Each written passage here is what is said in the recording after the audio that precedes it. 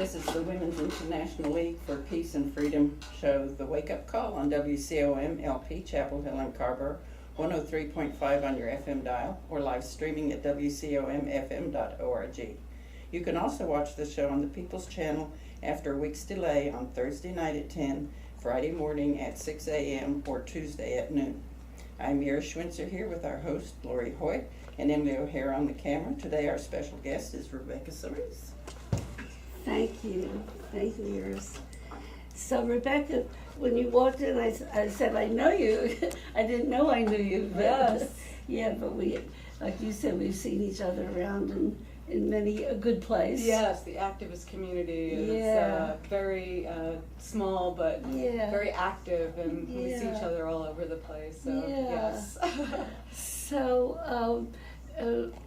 So Rebecca, I understand you're with the Progressive Democrats. Yes. By the way, thank you so much for having me on the show. I really appreciate it, especially after the election, which is... Wasn't this perfect timing? It was perfect timing.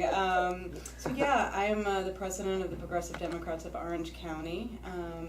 Last August, I guess 2 Augusts ago, we formed, not we, like Orange County, but there was a statewide progressive caucus formed for progressives, and I joined the Orange County chapter, and I became the vice president, just randomly at the first meeting, which was wonderful. And then when our president stepped down, I became the president, and then I was actually elected.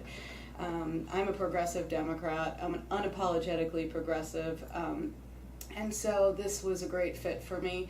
I was unaffiliated for many years, and I joined the Democratic Party, rejoined the Democratic Party in 2015 because I wanted to try and be a delegate for Bernie Sanders when he ran for, the presidency. And and then I found some great folks who are like-minded like me, and we believe in a progressive vision with progressive policies that can give all people a real opportunity to succeed. We don't have that right now, and I think the progressives sometimes get a bum rap.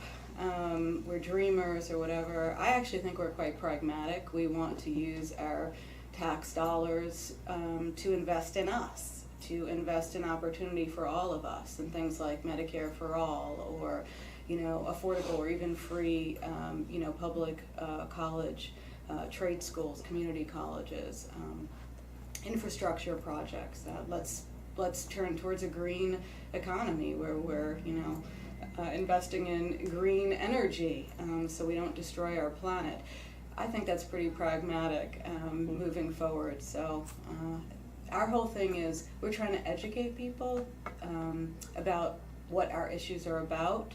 Why we care about them, why we support them, because I think a lot of people just don't know because they're not exposed to these ideas on mainstream media purposely because of money in politics and the fact that the media is run by giant corporations that have an agenda.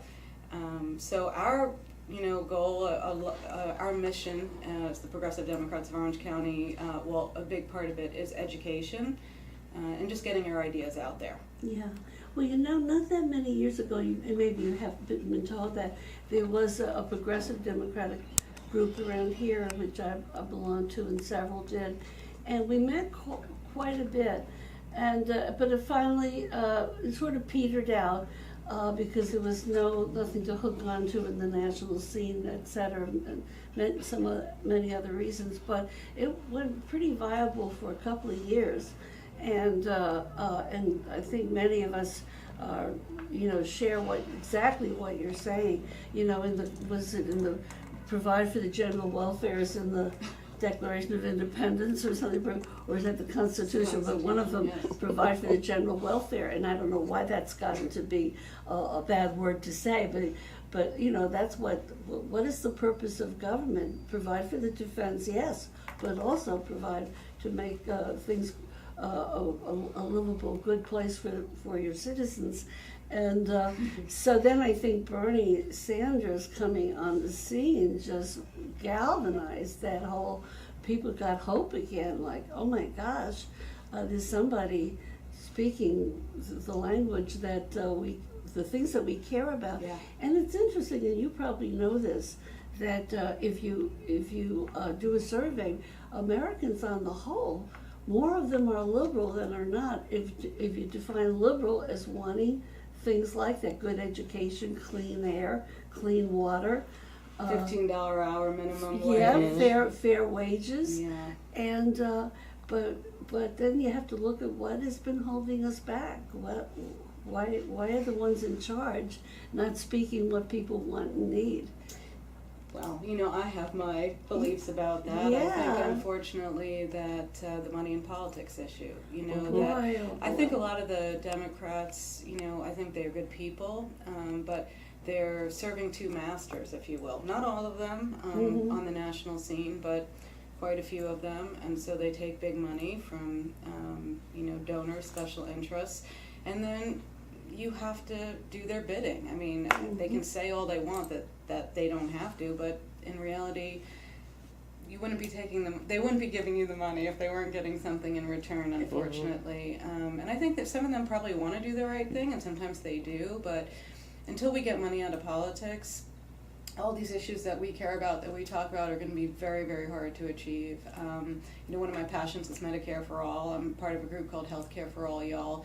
And we go around and we're trying to educate people, same sort of thing, about the issues with our healthcare system, why it's such a mess, why it's the most expensive healthcare system in the developed world, and yet it's incredibly inefficient. We don't cover all our people, and we lay it all out, and then we lay out the solution, what we call improved Medicare for All, which is like a single payer system.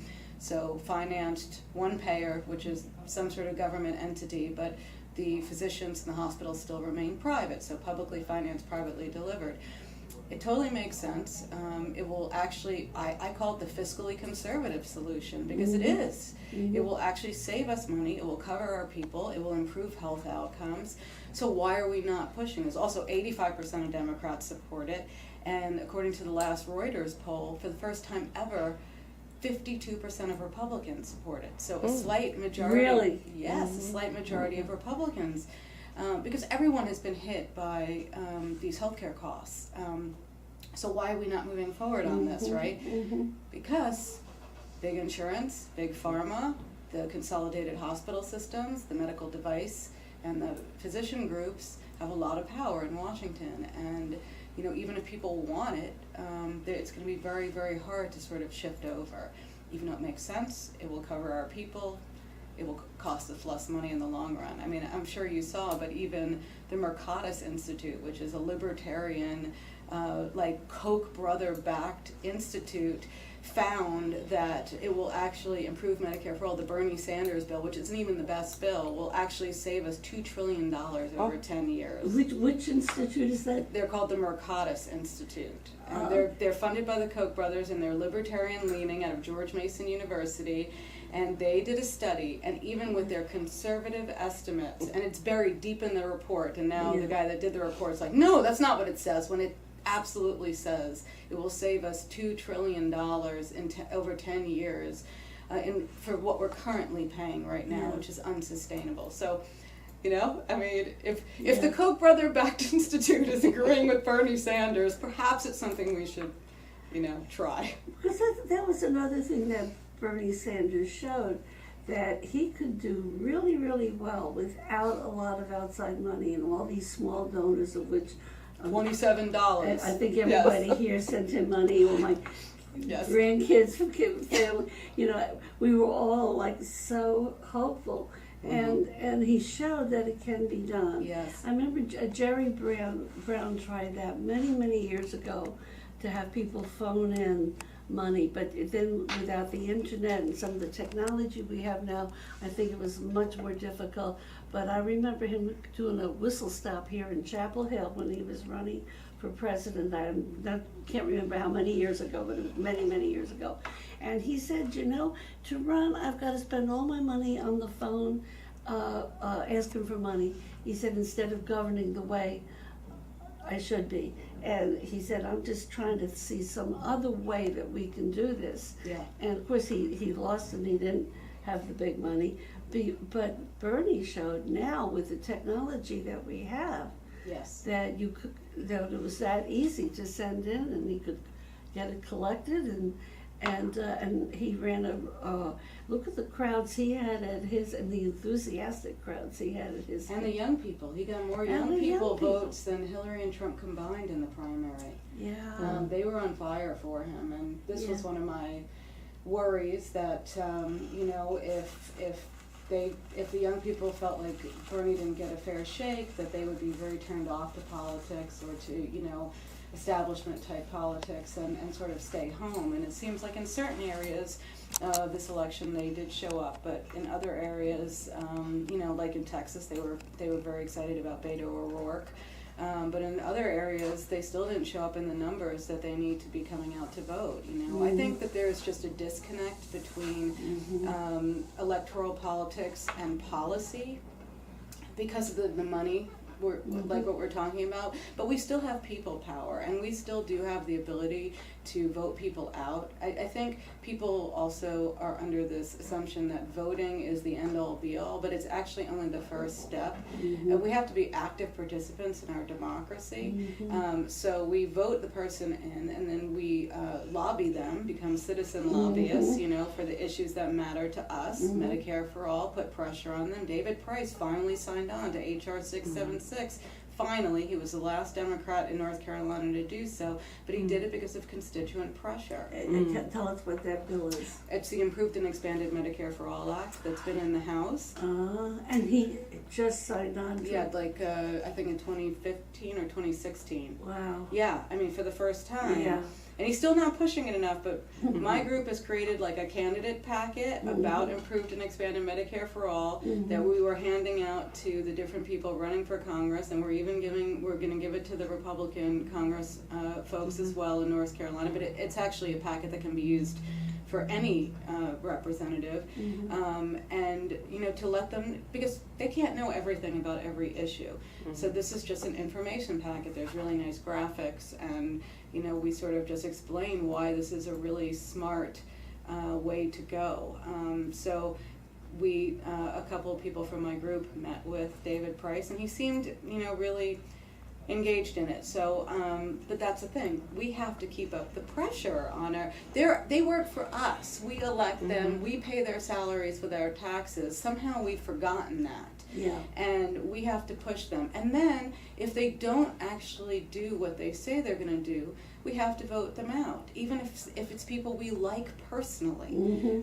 If they're not actually representing what their constituents want, it's not disloyalty or whatever to primary them. It's actually smart to do that. I'll be honest, I think that David Price was the most passionate I've seen him because he was primaried.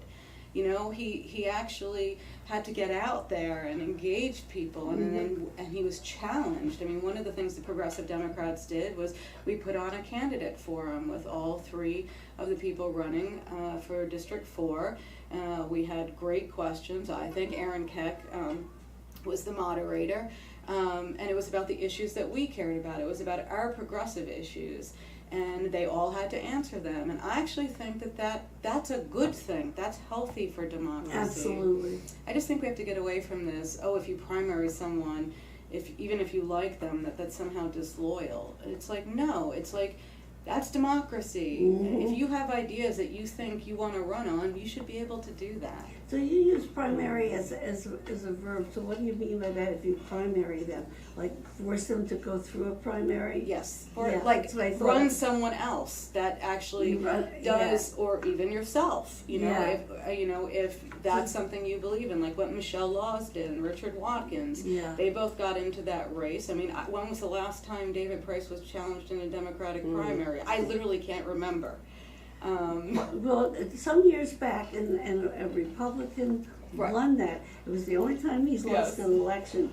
And and things were so bad with that Republican, I think people have sort of let him get away with things since then. Yeah, it's like, oh my God. But also they've gerrymandered his district to be, very high Democrat. Couple of different times, yeah.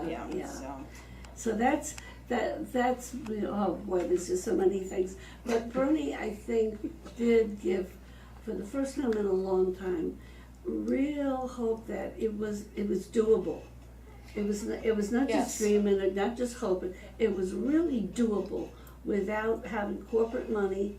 That people got themselves together, and you had somebody who spoke out strongly and clearly for the things people really want. And I think with young people, the whole thing with the crushing debt that Yes. they are under, And the environment. Young people are, they know that they're in for a world of hurt with what we're leaving with climate change. That's the climate change, and then the crushing debt, where they won't be able to think about getting a house or Right. just the things that keep the economy going. Right. in It's certain not ways. good for the economy. Yeah, It's really bad. It's really bad. It is, and and some of the interest rates they're charging. How dare they I know. have that go into private hands? It's pretty awful. I think you get some candidates running, and I know Bernie's been working all over the country trying to support and encourage people like yourself to get out there and speak up.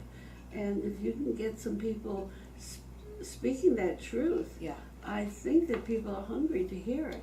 I agree with you. And by the way, I just wanted to do a disclaimer. The Progressive Democrats of Orange County, you do not have to be a Bernie supporter in order to join us. Okay. We would love for more people to come along. We're a group of people. There are people that supported Hillary. There's even unaffiliated. You can't become an official member because we are actually a part of the Democratic Party. But we welcome all people at our meetings. And by the way, we have one coming up on the 14th of November at the Orange County Democratic headquarters on Lloyd Street, and actually at 6:30. And actually, Verla Insko is going to actually come by and sort of debrief about the election. And we're also going November 14th. 14th. Yeah, Wednesday at the Orange County headquarters, which is right on Lloyd Street. I forget the exact address, but we have a Facebook page, The Progressive Democrats of Orange County, and you can come and look. Yeah, I think it's in the back of one of those office It is. It's buildings. in the back of one of those office buildings. Yeah. So besides Verla coming to sort of give us a debrief, we're also going to have a short period where we could sort of rant about stuff, sort of get some stuff out. 7 o'clock, 6:30. 6:30. Yeah, so we're very active in terms of planning forums. Like one of the things we did before this election is we had a forum on taxes that was given by our treasurer Lee Nachman, which he tied in with the income tax cap amendment. Which unfortunately passed, but and you can actually see that on our YouTube channel, and we Facebook Lived it on our Facebook page. He did a great job of trying to show how complicated our tax system was and how really it does fall, most of the burden does fall on the middle and lower class folks, specifically the middle class working people.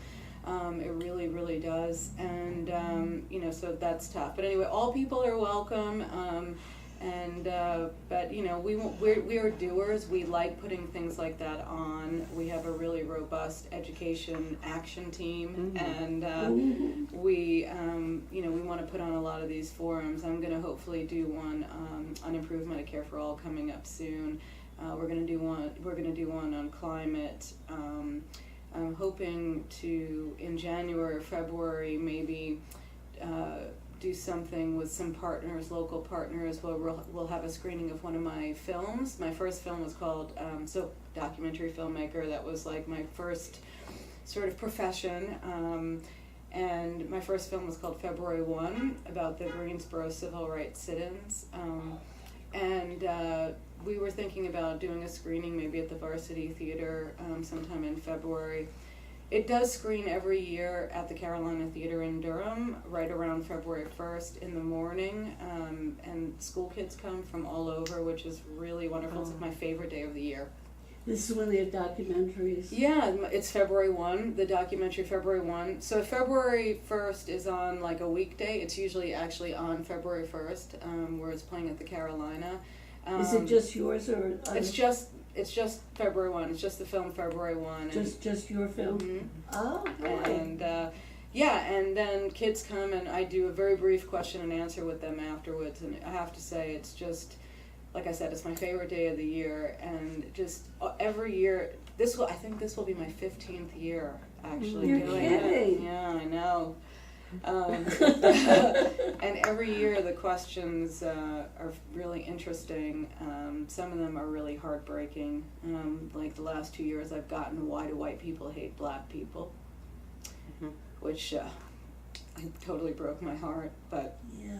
you know, and I try and explain about insecurity and fear and, you know, people in power splitting people, you know, dividing people Yeah. so that they can stay in power and, you know, all of that. I try and be just really honest about things. You know, I'm not going to hide from any kind of questions. You know, I'm there to, you know, Do the answer. schools So. send some of the school kids? Yeah, it's all school kids for It's the all most part. It's school. open to anyone, but they specifically reach out to the schools. So it's anywhere from middle school to high school kids. Wow. Yeah, it's awesome.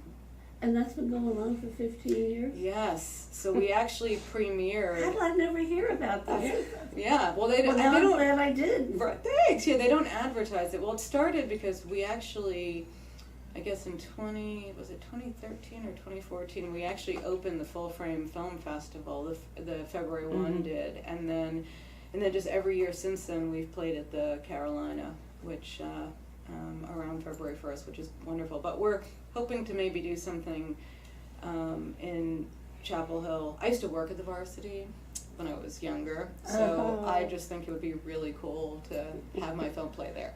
Oh, So, that would be. That's what I'm hoping. So Yeah, why would that be sort of the Carolina Theater, which is a lot bigger deal than the Varsity? Yeah, no, I'm so thankful that the Carolina brings us back every year. I just think it's wonderful. So yeah, and for the Varsity screening, we want to, you know, I've been thinking about something like inviting local, you know, college groups that are, you know, Yeah. maybe some that have done the work around Silent Sam, or, you know, and really sort of look at student activism today, student activism in the past, how things have changed. You know, just sort of explore that a little bit. I think might be a really interesting, you know, idea, because obviously things have changed in some ways, and then, you know. Well, the advantage of the Varsity over the Chelsea would be that it's easy for the university students to go to. The Chelsea, as you probably well know, is now a membership thing, and they're right now in a very creative place of trying out new things, you know.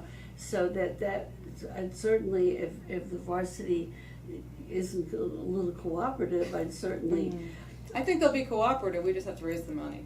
You know, nice. yeah, which I think we'll be able to do. I've been so busy. I just started a new job, and it's been a little crazy, so I haven't really, you know, looked into it as much as I want to. But I do definitely want to, you know, move forward on it, because I think it'd be really great. And I've always been so blown away by the reaction to the film. You know, it was my first film. I was in my 20s when I made it. So I remember the first time we screened it, I was like, so nervous. And people just loved it. And it seems to inspire people, which is really wonderful. So is that the one film you've done? Have you? So that was February 1. My second film was a film called Change Comes Knocking, which is about the North Carolina Fund, which was this visionary anti-poverty program that was started by Terry Sanford. And Was that on UNC TV? the People's Channel? It might have been. Because I just saw that. Oh. It's actually free on YouTube. It's also on Amazon I Prime. just, You did? you know, yeah, well, I get the People's Channel because our show is on there. Right. And so sometimes when I'm having lunch or, you know, I bring it in and put on the TV. Sometimes it's a cooking show, you know. Yeah. And every once in a while I see what's on. I can't remember whether that was in the daytime or nighttime, but I saw that because I lived that. I had moved to Durham. Wow, and I joined Operation Breakthrough. Yeah. And as a mom, you know, with kids and doing volunteer stuff. Anyhow, Super cool. I just feel that was part of my history, so I was sitting there mesmerized. Yeah, I love it, and I'm actually on the I'm the president of the board of the People's Channel, so I'm very Oh, excited you about mentioned that. that. Yes. Again, one of my other hats. Yeah, I got involved years and years and years ago because I mentored this brother and sister, and I was looking for something for them to do for the summer. And you know, the People's Channel, not this year because we had some issues, but we have a summer camp. Mm-hmm.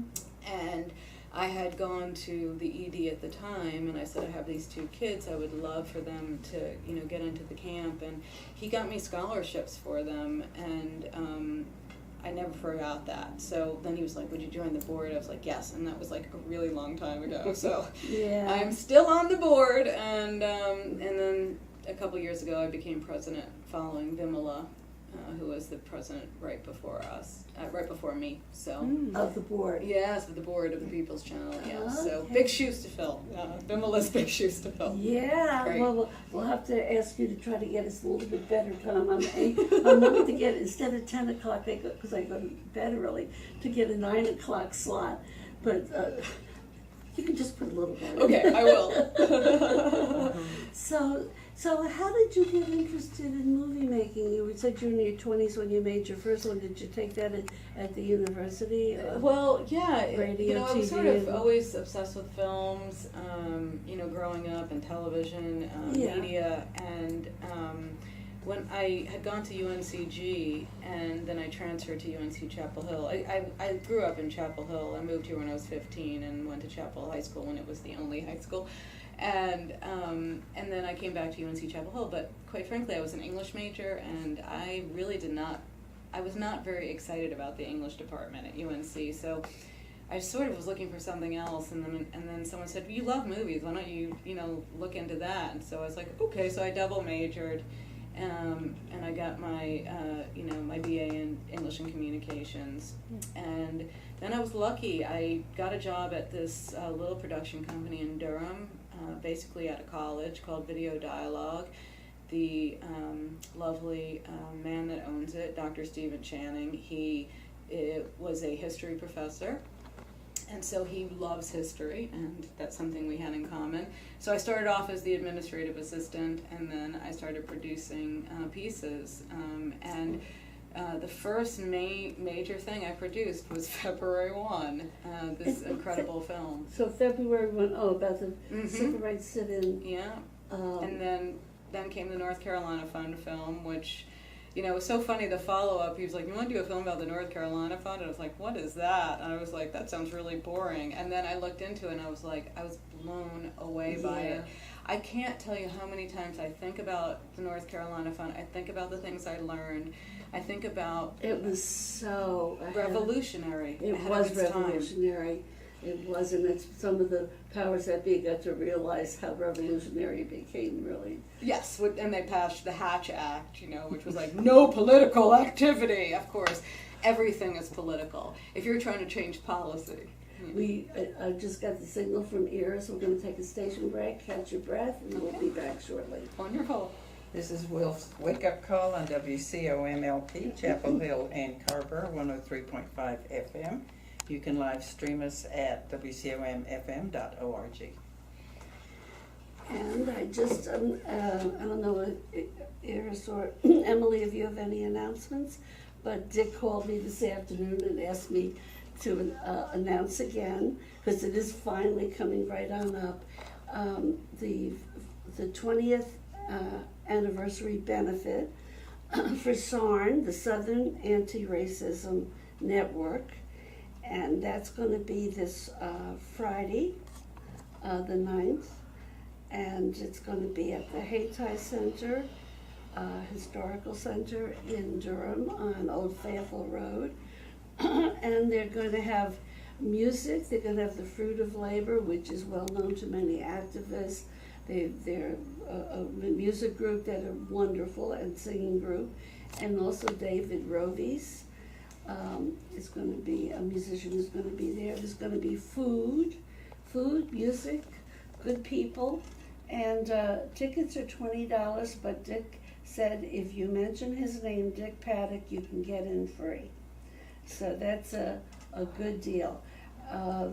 So he mentioned that last week, and he said I could say that again. So Dick Paddock, and you can get in free at the Hayti Center, which is a beautiful, beautiful community center. And it used to be a church of the black community on Old Fayetteville Road. And A very activist church, actually, that was very involved with Yeah. Operation Breakthrough. yes, Yes. yes, the old days, the good old days in some ways, and some ways not. So yes, so I think that's the only thing we have. There was maybe going to be a protest outside. I think the governor's about the Atlantic Coast Pipeline, but I think that may be postponed. It's been back and forth, so I'll just leave that alone for now. Just keep checking the internet about Atlantic Coast Pipeline and the governor, and they're trying to get him to meet with them, and he's giving them a hard time, so it's getting very frustrating. So yeah, feel free to write and call Governor Cooper and tell him that we're really expecting him to pay attention to the pipeline. He did about the offshore drilling, and of course the point some people make is that affects a lot of wealthy people with beautiful big homes on the coast, but it's still our ocean. I mean, that's still a good thing. However, the Atlantic Coast Pipeline is going to go through the most vulnerable people's properties, and they're trying to put these pipelines all over our state. And I think I heard recently that the one they wanted to put through Burlington, that they got to the county commissioners there before they had these secret meetings with the energy company, and I think it looks like they're going to not be able to get that through there, but down by the coast, the Atlantic Coast Pipeline is moving full steam ahead, and that's a big environmental issue. So, Rebecca, back to Rebecca Cerese, we're finding out how she got started to becoming a movie maker, and so you have these two movies, February 1st and this Change Comes Knocking. Change Comes Knocking. Yeah. That was such a, oh boy, it brought back, and Terry Sanford, this is when North Carolina had a reputation of being one of the most progressive of the southern states. Absolutely. Terry Sanford was pretty amazing. I He actually was. did another film a couple years ago, well, a bunch of years ago now, called Generation of Change, and it was all about Terry Sanford, Bill Friday, and sort of the greatest generation of North Carolinians, and there's the history of the Frank Porter Graham Senate race, and it's basically North Carolina from the Great Depression through 1972, when a Republican won the governorship, Jim Holshouser and Jesse Helms came into the Senate, and sort of things changed. That was the downfall for this state in terms of its progressive, furnishing its progressive laurels there. But Jim Holshouser was a very moderate He governor, was. He worked with, Jim Hunt came in as his lieutenant governor. They worked across the aisle to get universal kindergarten.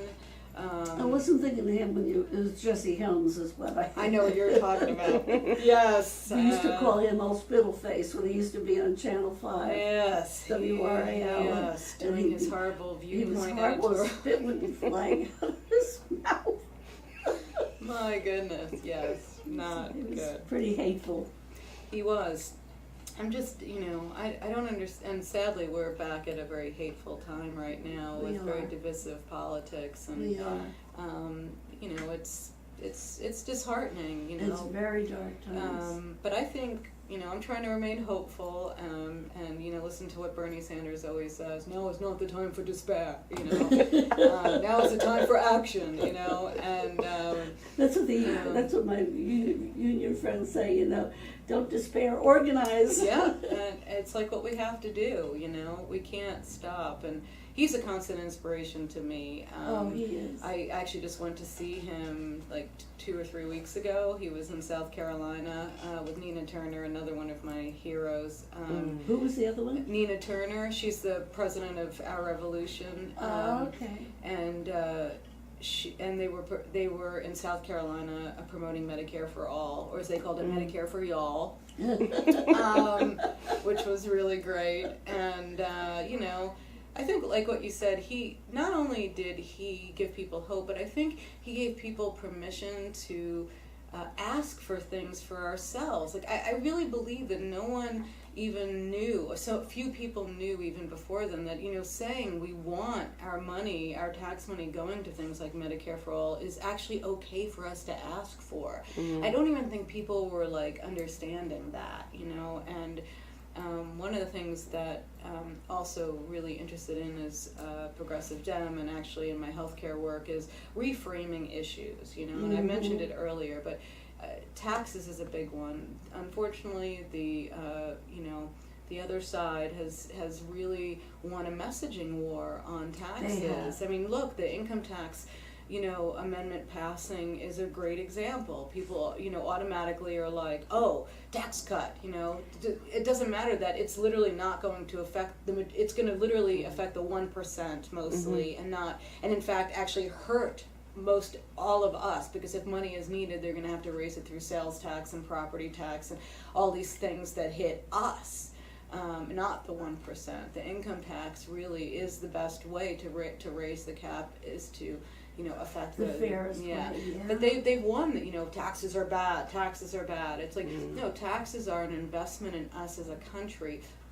That's what taxes are. But the truth of the matter is, we have been getting a pretty crappy return on our investment in taxes, because, as I'm sure you all know and fight against all the time, the majority of our taxes go to subsidize the richest corporations, tax cuts for billionaires, and killing people overseas, and feeding our insatiable military-industrial complex, and the defense contractors.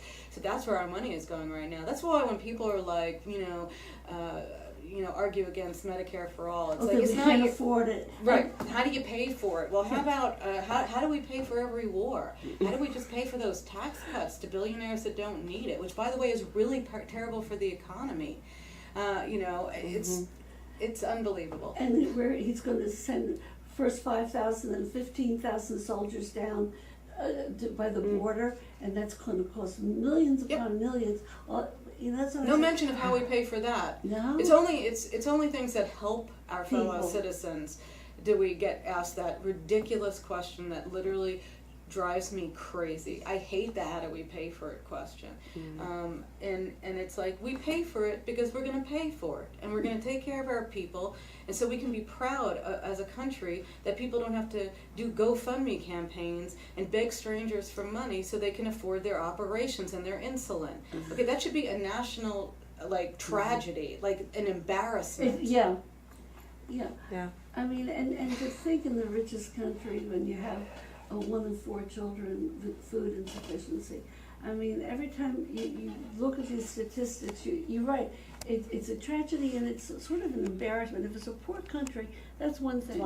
I've lived in a couple of poor countries, and it's a different thing. Right. But when you're in the richest country in the world, and they're just tossing off the billions for things to kill people, yes, and then they say, oh, how can we afford it? It just...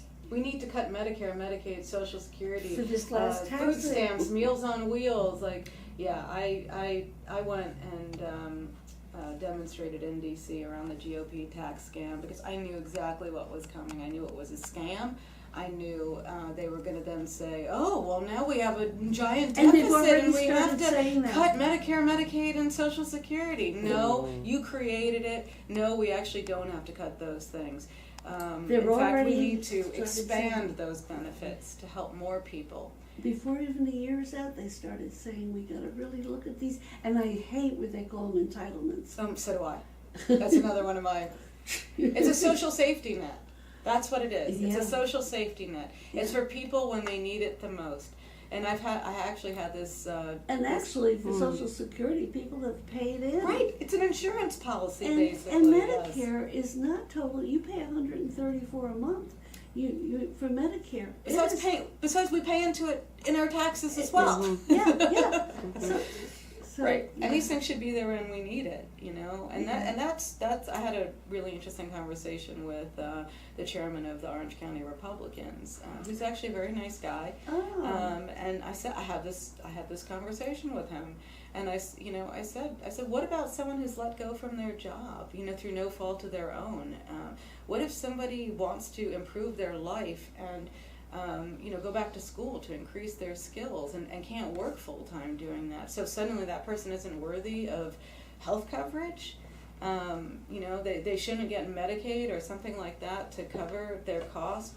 I mean, you're only worthy of something if you work. Like you know, and what about the people that do work? I mean, so my job now, take off the political hat, is at the North Carolina Justice Center, which is nonpartisan. And I'm in the Health Advocacy Project, and we're advocating for Medicaid expansion, which has to be done on the state level.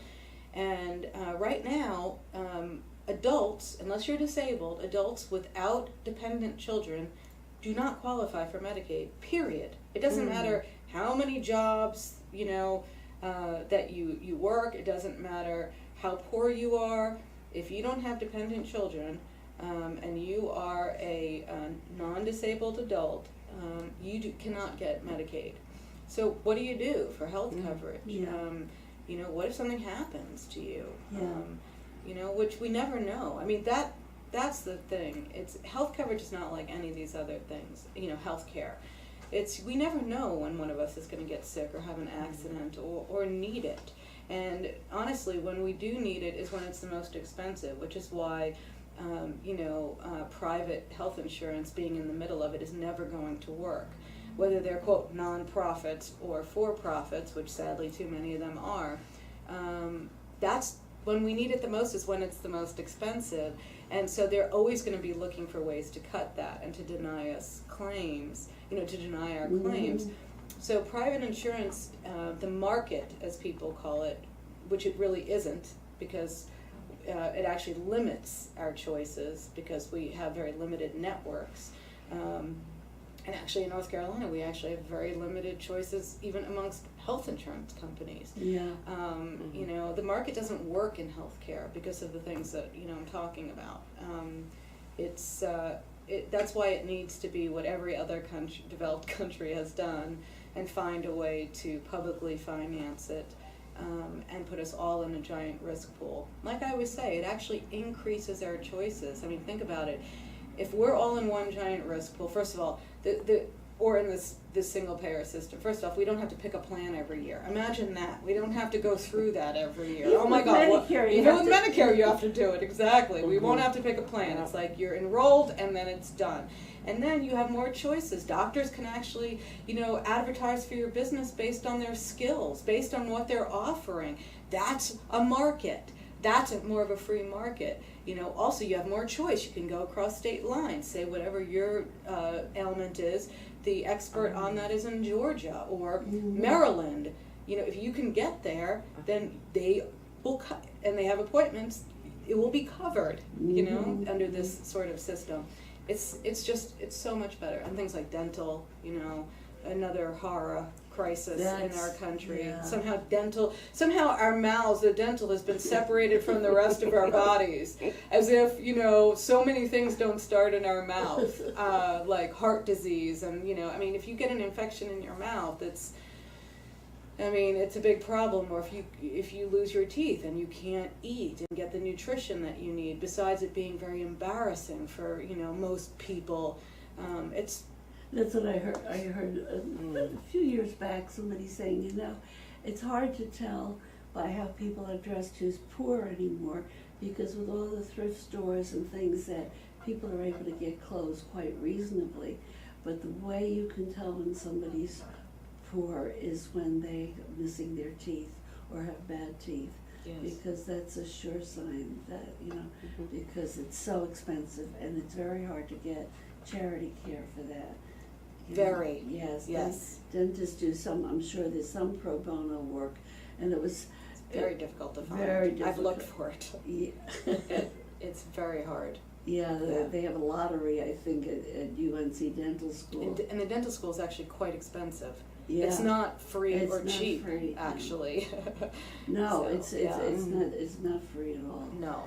So yes, so we're back going back to the election, where there is some rays of hope. There's some disappointments, but I guess the one thing where at least we got something is that we got the some more seats in the North Carolina legislature. We broke the supermajority, which is supermajority. excellent news. So actually, Governor Cooper can Could actually veto horrible things, and and it can stick. It We can also elected Anita Earls Yes. to the was- North Carolina Supreme and- Court, and Judge John Arrowwood, Toby Hampson, and Allegra Collins to the Court of Appeals, The which three is Democrats. fantastic. Yes, because yeah, the really good judiciary news. in this state is one of our They've bulwarks. been right. They've been wonderful. They've been the ones that have blocked and found all the things that this General Assembly has done to be unconstitutional, which they are. So they've been a real check and balance, and so I'm so thrilled. And plus Anita Earls is just going to be an amazing judge. She's an amazing person. And yeah, I heard her speak at the NAACP banquet. She's incredible, and over 100 women in the House of Representatives, and a really diverse group of women. The Women most of women color. we've ever had. Women of Two color. Native American. The first Native Americans, Latino women, lesbian women. I mean, it's wonderful. And Alexia Ocasio-Cortez, This she's won by youngest- 78%. I know, she's the youngest congressperson 29 years ever. old. I know. Yeah. She's yeah. very dynamic and So we wonderful. got to celebrate Yes. the victories and the hope that they do bring us back to some hope that in the U.S. legislature too, that the Democrats now have the House. Yeah. And I just wanted to say, in terms of North Carolina politics, the General Assembly has called a special session for November 27th. People really need to be aware of this. They were thinking their supermajority would be broken, but sadly that does not happen till January 1st.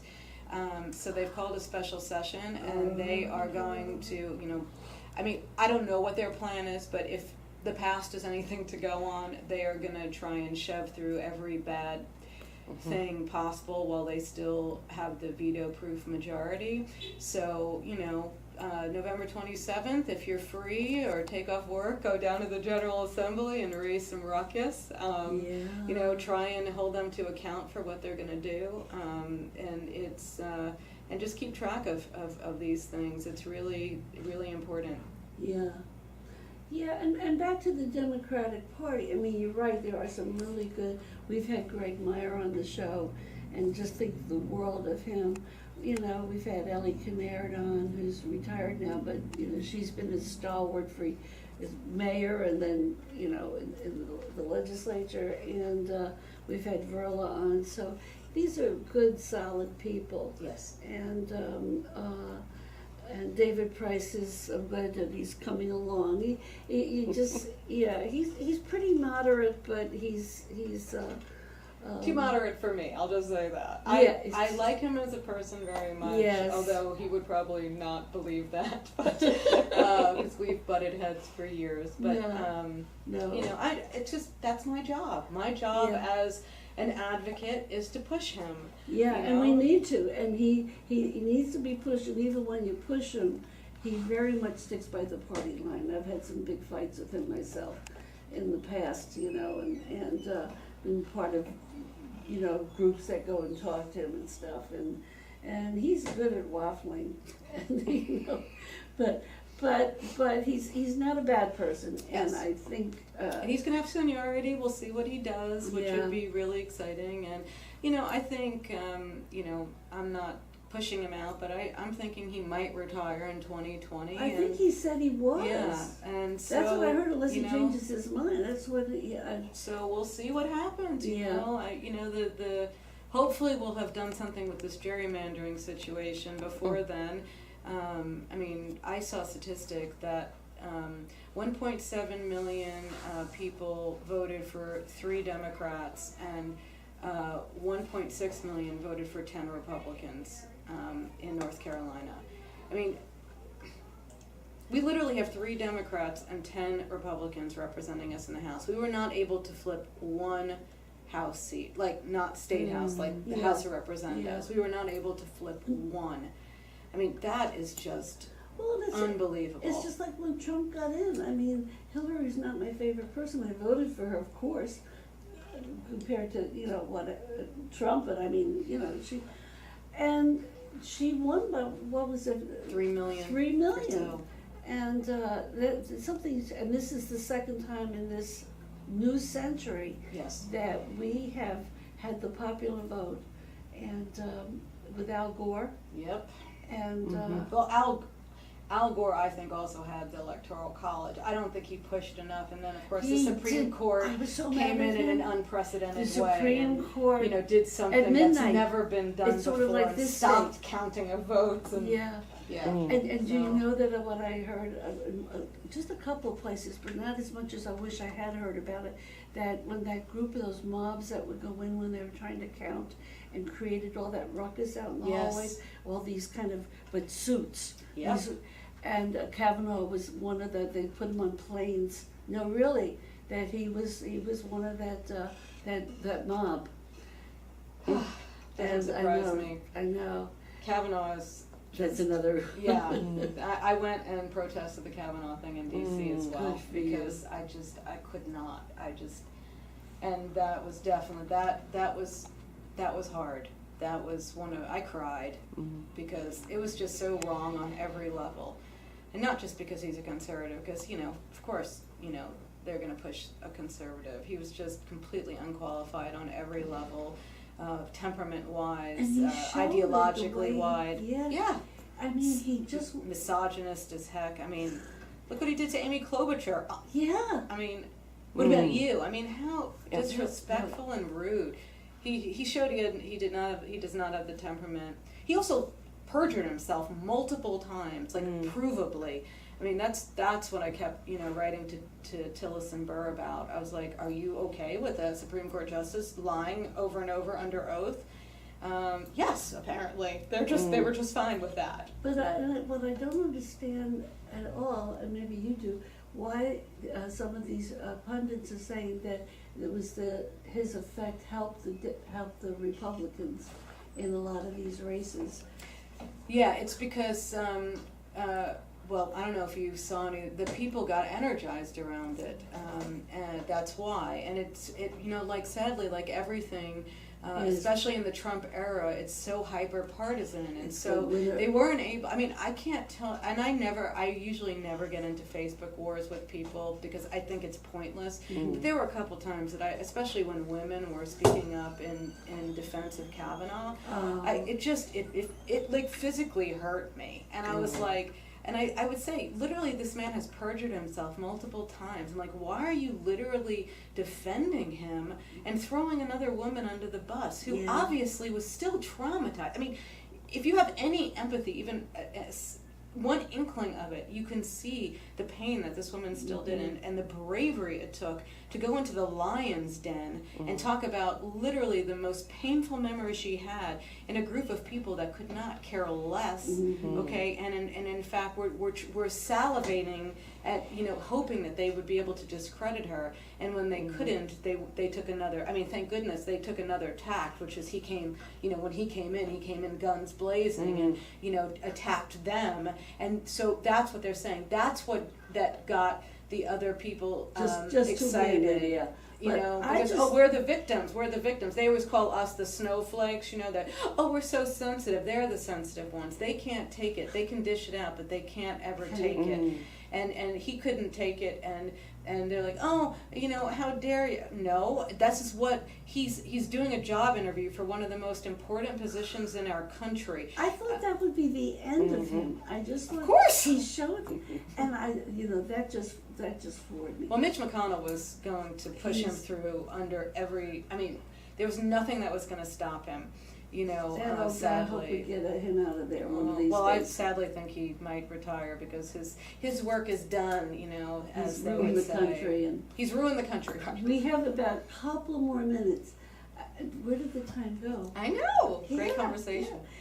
So Rebecca, is there any way if people wanted to talk to you more about your with healthcare or your do you want to give any like website or Yes. for like your group or Yes, what is our health? So we have a Facebook page for Healthcare for All Y'all. It's called Healthcare for All Y'all. And there's a link up to our new website, which I think is just Healthcare for All Y'all with the number 4. I'm almost positive. We've just recently launched the website there.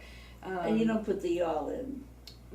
We do have y'all, but it doesn't have the little apostrophe, right? Uh-huh. Because that doesn't work in the web address. But yeah, if you search Facebook, no, it's Healthcare for All Y'all. If you search Facebook, it's just Healthcare for All Y'all.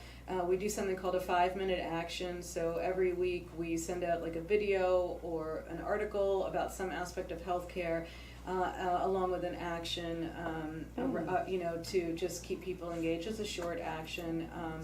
Around it, and we try and I have a roadshow, a slideshow roadshow that if you want to see in your group or organization, you can contact me. You can contact us, private message us through the Facebook page, or my email is rcerese@gmail.com. Happy to talk to folks about that. I love giving the presentation. I just gave it at the Church of Reconciliation, and it went over really well.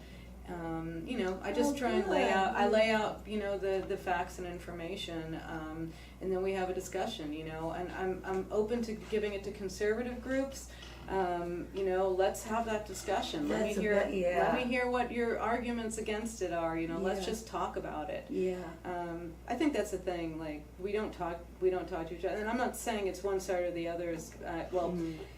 There's so much vitriol, but I think that we should focus on the people that have been disengaged, that feel disconnected from our political process, but might think more like we do, because I do think that there's a lot of people like that. Mm-hmm. I don't know how much we're going to be able to reach people that, don't believe that immigrants have the right to live, or, that, are racist or, sexist. I'm not sure how much we can reach out to them, but I think there's giant segments of our population that sort of have become disaffected. The 50% that don't even vote. Those folks, and a lot of them I think have the values like we do, but they just don't feel that they've gotten brainwashed that it's too expensive. Right. You had to be nice, but or that their voice doesn't matter. Yeah. I mean, that's the thing. I think their voice doesn't, they feel like, under the Bush administration, they did a great job of disempowering people, making people feel like their voice didn't matter. Yeah. So. Well, Rebecca, thank you so much. Your voice does matter, by the way. Rebecca Cerese has been on, and next week we're going to have Jackie Jenks from the Interfaith Council about Food First, and we'll be on TV. So tune in.